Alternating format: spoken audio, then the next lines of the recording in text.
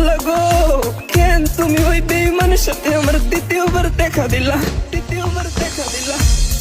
তোর প্রেমেতে পইরা জীবন হইল রে ছাড় খা।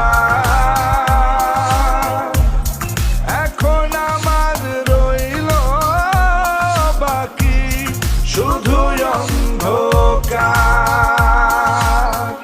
কতটা বেঈমান হলে পুরুষের জীবন নিয়ে খেলে, হায় রে বেঈমান না রে, বেঈমান না রে, পুরুষের জীবন নিয়ে খেলে।